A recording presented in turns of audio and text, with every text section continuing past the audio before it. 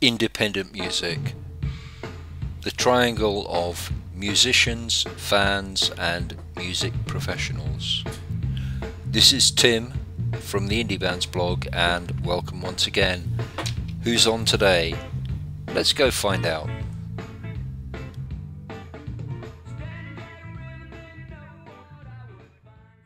Welcome again to Indie Music Tips, and this is episode number 4, and today I'm with Lawrence Bray of the English indie rock band Scenic Life.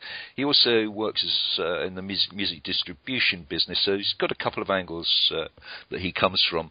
And we're going to have a chat about, amongst other things, digital music versus physical releases. Hi, Lawrence. How you doing? You okay? I'm very well, thanks. Thanks for sparing me the time.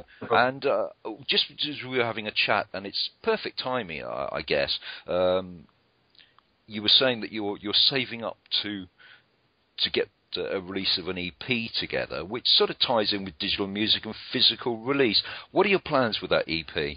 Well, I mean, we would obviously choose our sort of 3-4 songs we think are going to be well suited to the people that like our music, and get it out there, probably, on a digital form and hopefully on a physical form as well.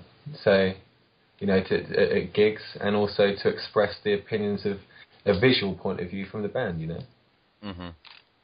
So do you see digital releases and physical releases being concurrent, or are they separate entities? They are co-current in a lot of respect, but you find, I think, a lot, depending on the artist, the amount of physical sales they get and the amount the stores order as well. They already know. So they are co-current at the same time, and obviously, new releases are very important physically and digitally. Mm-hmm. But it's the thing that I think is lacking in the digital aspect is actually reading up on the band, getting to know the band. Not as an art point of view, but from a things like if you're reading a CD cover or a vinyl or whatever, or a tape back in obviously the 80s or something, early 90s, you could actually you knew who wrote the song. You knew where it was recorded, you knew who produced it, you knew if there was any guest musicians, you knew if who engineered it. Obviously, because a lot of people might listen to this and say, I don't really care about that, but there are a lot of people, millions of people that actually do care about that, and they're very interested in that. And also, a lot of stuff as well, like I know on the back of, on most stereophonic CDs as well, you have the lyrics, which are I think is great. But also, you'll have sort of like a little note written, as in, we're in the departure lounge at JFK in New York, and I was watching this woman, and blah blah blah, and this came to me, and on the plane I wrote this song. So do you know what I mean? So you sort of get a feeling, it's like, that's what this artist looks for, and that's how he writes the songs, as opposed to trawling through YouTube and trawling through interviews to find out, how it came about, or even, having to research who wrote the song. Yeah, I do agree with you. As a music fan, I have to confess I'm one of these geeks that still likes physical product, and I think you're right. It's for a lot of those reasons that you get a backstory, plus the fact you've got an experience when you actually do pick the thing out of the cover, whether it's a CD or vinyl. Yeah. You've actually got to physically move around and get involved with it. So I'm a great fan of physical releases, but obviously digital music does have a place, and it's a growing place. It has a very large place, and it's, as I say, it's getting bigger as well. There are benefits to digital, obviously, as well. The fact that you could be in the middle of nowhere at 11 o'clock at night, hear a great song, and you really want it, and you want to hear it again that night, you just go on your iPhone or whatever and you buy it. Sure. So which is, I'm sure, if you put this, this opportunity to the kids in 1972, I'm sure it would have blown up the same as it has now, because, any opportunity for someone to really buy a song they like is, they're going to do it, I think everyone's done it, regardless if they love vinyl or CDs or anything. Everyone's always downloaded a track, Of course, yeah. What about the format of physical release and digital release? obviously, as I've said, you've got the physical aspect of of moving around with a CD or a piece of vinyl or even a cassette, as you mentioned, and it's kind of gets a bit onerous when you do that for one track at a time. So that seems to me like a more natural format for EPs and LPs. What about digital? Do you think they work as well as a full release, or are they best produced and sold on and delivered as singles?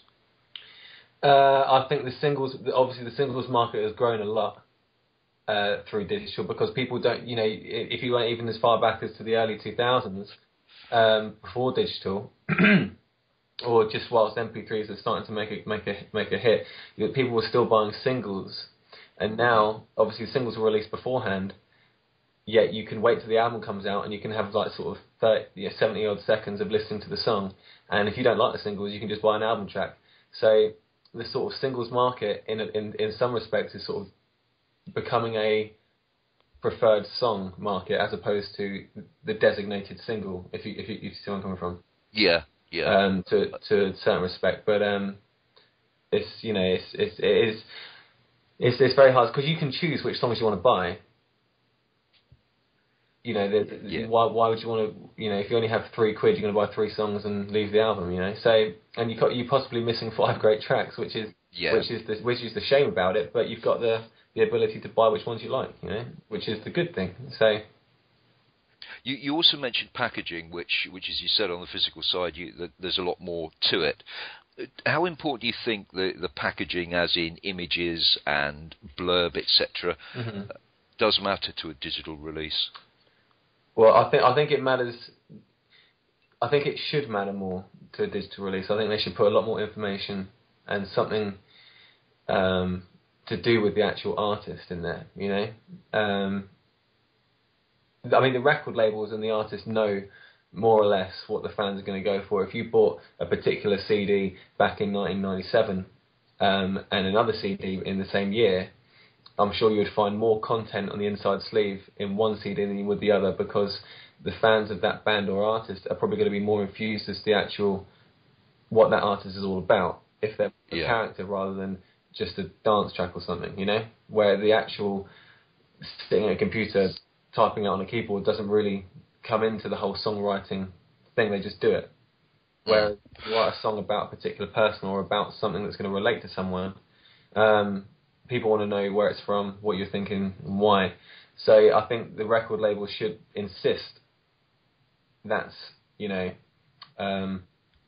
should be included in somewhere, on the actual digital release, So you mean something like a PDF that sits alongside the track, do you? Almost, yeah, or even just include. I know a lot of albums now. You can buy an album and you can buy the deluxe one. It'll come with sort of like this sort of movie of how the album was put together or something like that. And as opposed to being an extra £5, having short snippets of what it's all about. As opposed to having a sort of an hour documentary about it, have sort of 3-4 minute clips of the band talking and things like that. Between like if you think of Quadrophenia.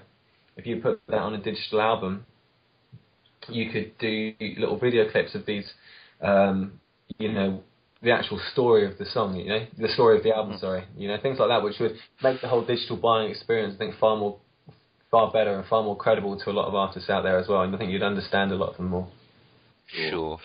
Do you think part of that's down to, obviously I'm not selling music myself, I'm merely the consumer of it, but there does seem to be different abilities to put a package together. In that Bandcamp it looks relatively easy. You've got plenty of space for text, and you could put all that backwork to it. I don't get that feel when I go and look at iTunes. I just don't get the feel that that's what iTunes is about. Is that just me, or is it that it's platform dependent as to what you can get out on alongside the release? Well, I think you're a music fan in the physical sense that you actually like to read the lyrics and you like to read what the band's about. You like to know where it's recorded and where they're touring and things like that, which you don't get in iTunes, which is why you don't get the same experience. Sure. Because you don't get it on iTunes, which is why I'm not a particularly big fan of iTunes for that reason as well. Before, but HMV, I used to go to Virgin Megastores all the time, and there was one in Milton Keynes, which is near where I live. It was really, really big shop. I think it's a Hollister or something now. And but I mean, it was huge. That like just the jazz section was bigger than the whole HMV store in Milton Keynes. It was absolutely massive. And you could spend a whole afternoon just walking up and down the aisles, looking at different CDs and things like that. And the amount of times I've gone in there just to have a look and come out with like 3 albums. Because looking at it, you think, you wander over to the blues section and think, oh, I don't know that CD, And I think it's just, what there is no real answer because everyone's different, but physical product, you are holding the music, especially in vinyl. You don't have to have the speakers on, and you can hear it off the needle. So you are physically actually holding the music. So it's all dense and ribbed and things like that, which bounces off the needle, gives the sound. So you actually physically holding the music. And you've spent your money on that, and you're holding it, and it's the artwork you like or whatever. That is yours, Whereas, if I lost my iPod or my computer went down, I have no music. Yeah. I have nothing to read up on them. I have no information about them. I've no. Do you know what I mean? There's nothing there for me to actually engage with my musical library. Sure. Because so how do you advise bands to get over that conundrum of the digital release and the physical release? Do you have any thoughts and ideas as to the best way to deal with that? Physical release is obviously very, very big, and it's the growing market at the moment. And I would suggest to bands to go on a digital platform, because whilst you're trying to get your personality out there, the biggest part of your personality will shine through in your music. Yeah. So that's the most important part. And then when if there's a band out there that's listening to this and they do get big, put lyrics, get a CD out there, put lyrics on it. Get people knowing what your songs are about, because there's the amount of times, I'm sure you yourself as well, you loved a song, and only sort of 2 months later you've decided to read the lyrics, and then you understand truly what it's all about. Yes. Do you know what I mean? Yeah. Because you're reading it as like a story being told to you, as opposed to listening to it because it's got a great melody, or you like certain lines and not something like that, Yeah. So I would suggest go to do the digital, because it's the easiest form of getting it out there. Everyone has their smartphone to get it. You can get it obviously on your computer as well, and people can take it around to show their friends as well. If you're at a party or something and your CD's at home and you want to put something on of your friends, you're not going to be putting it on because you don't have the CD. Yeah. So get it out there. You just say, oh, I've got this great song. Let me put my phone in your iPod docking station or whatever it is, or your MP3 thing, and or in your car or something, and you can go for it, which is very, very valuable, and I think it is great and everything. But I'm a fan of physical product and vinyl and things like that, and it keeps a lot of people in business in the music industry. Yeah. And it keeps a lot of people, a lot of fans happy as well, because they want to see all that stuff as well. Yeah. Interestingly, I've just arranged this morning to interview a guy from a CD manufacturing business to talk about what are the differences and what are the options and what sort of numbers should you go for. So that will flow in quite nicely, but. That's all well and good. One of the problems that every band has got that I ever speak to, apart from money, of course, is finding the time to do all these things. How committed do you need to be, really, to be in a band and to make a go of it, as opposed to just playing for a few mates here and there? 150%. You need to literally, if you're playing football every Sunday or every Saturday, or you want to do this, then you give it up, because if there's a gig, you play the gig. If there's rehearsal, you play the rehearsal. If you've got a girlfriend and it's your anniversary and a good gig comes on that night, you're gonna have to leave your anniversary night, because you got to be at this gig. You have to be 100% on it all the time. How does that work with? Obviously, you've got a band, and you've got your two fellow members, three of you, as I remember rightly, and you do work well together. But at what point do you actually say to one of your band members, "Look, you're on a different planet to us. This is not how I want to be." What if they weren't pulling their weight? Yeah. Well, it slowly. It doesn't happen like that. It's sort of a slowly gradual thing. They'll sort of either start turning up late to rehearsals, and then you might have a rehearsal, they might cancel last minute. And it does depend on the rest of the band how sort of relaxed they are. I'm not a particularly relaxed person when it comes to things like that, because at the end of the day, I have a dream. I want to be, I'm not afraid to. I want to be at Wembley Stadium. I want to do all the stuff. I want to have all the money and the houses and girls and all that sort of stuff. I want it all. Yeah. As does, say, the other member. And if one other member doesn't want it as much, then it's being unfair to the rest of them.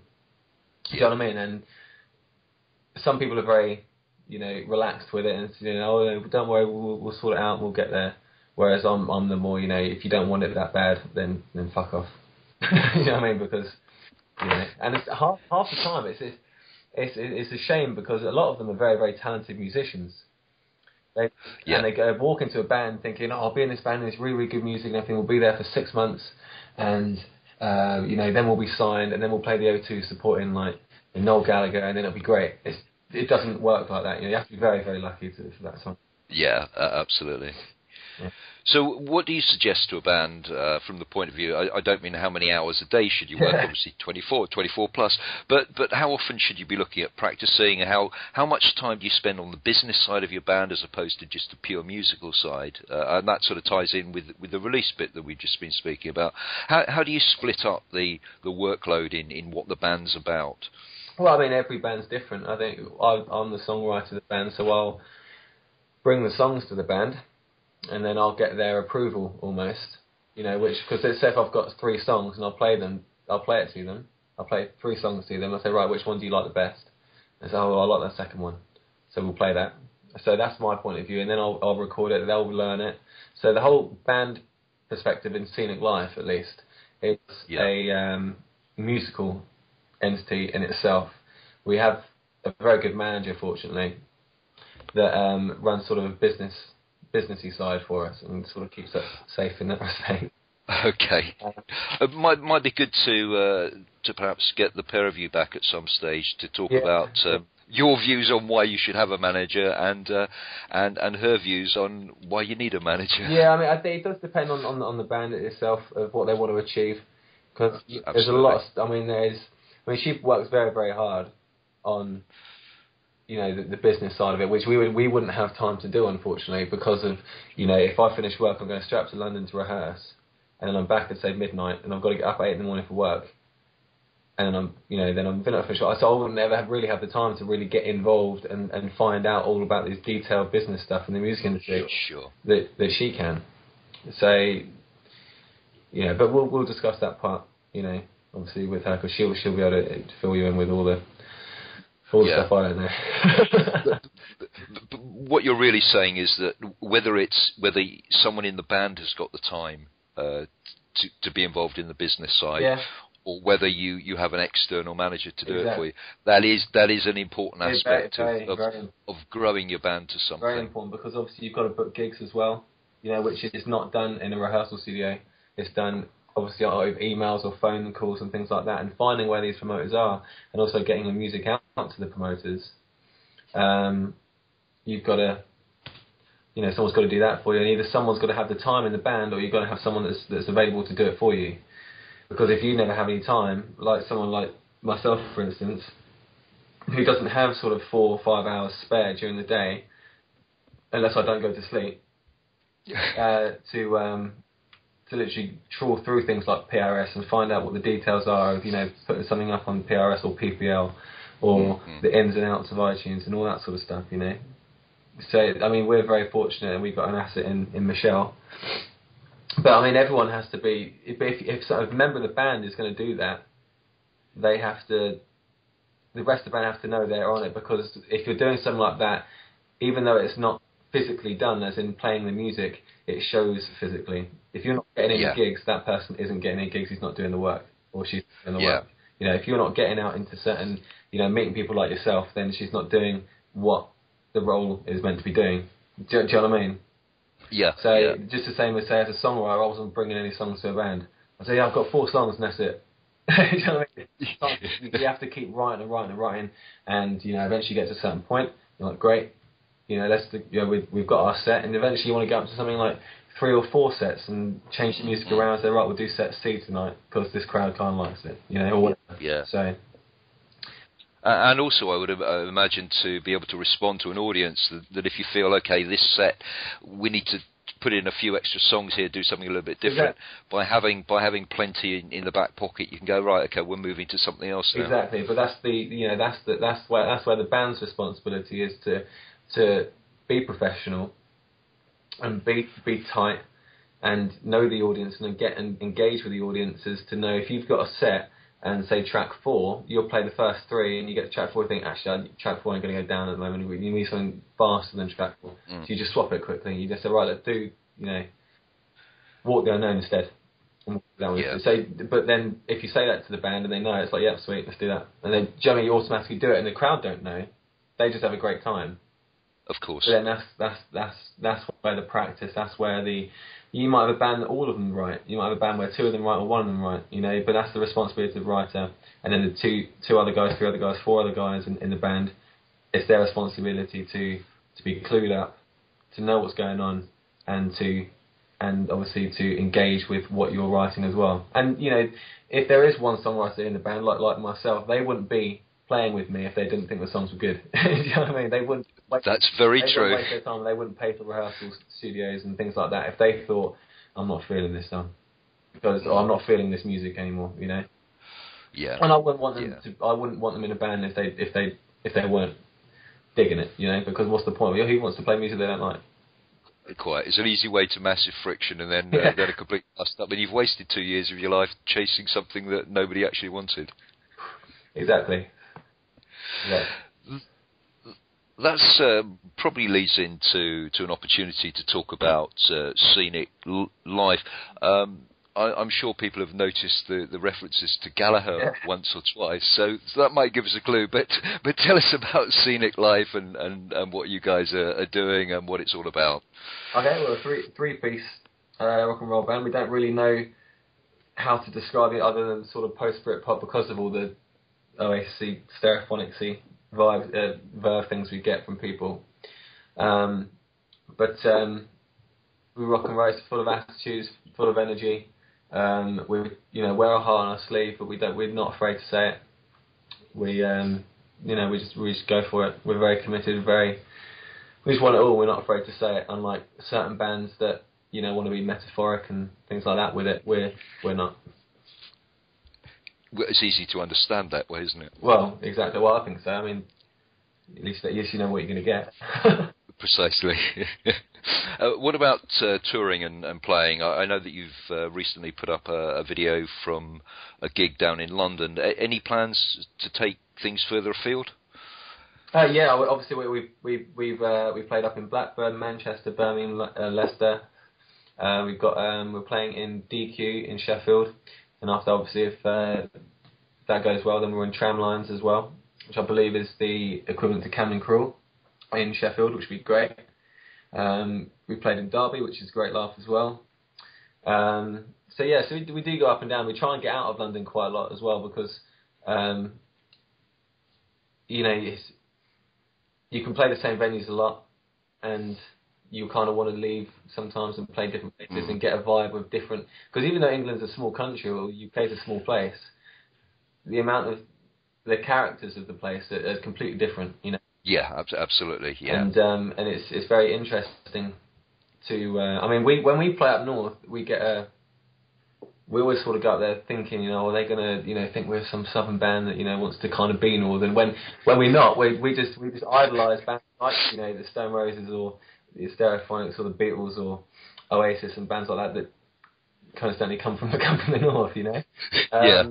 But we don't get any Oasis reference, any northern band reference at all. So obviously, to people up north, we don't sound like them, but to people down south, we sound like northerners. So we're obviously somewhere in the middle, but we don't sound like Brumbies. So, but we're somewhere, yeah.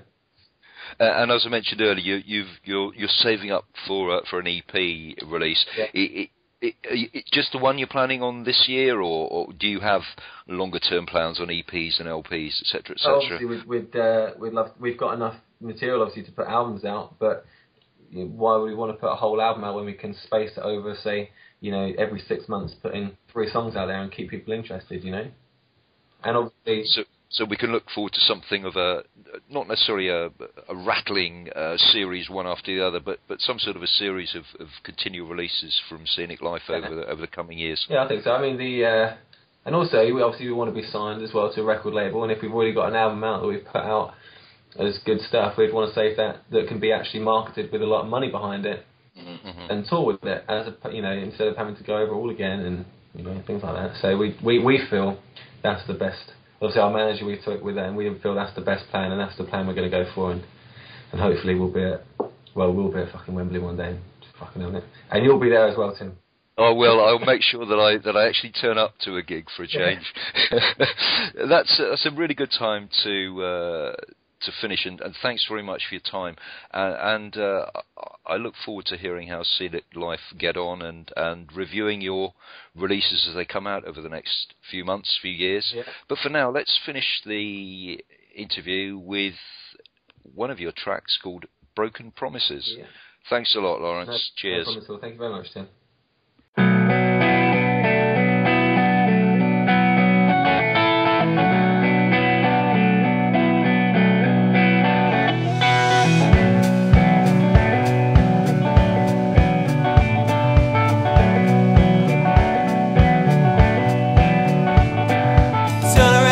Take a look now, what's it all about? Tell me what you see. And everyone now has to look now, what's it all about? Just blend with me. So do one, yes, run for the sun, and I'll follow you. We'll set ourselves free.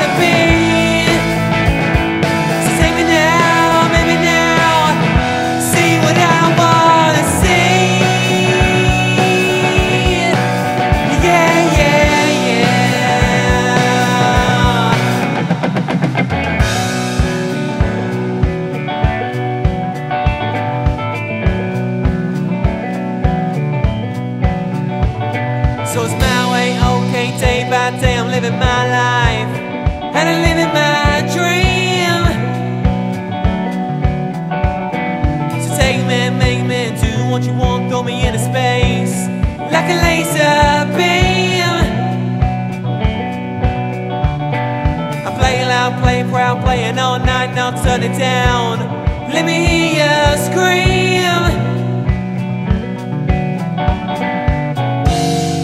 Always telling me do what you please. It always telling me broken promises. Yeah, I wanna find someone with a little peace of mind.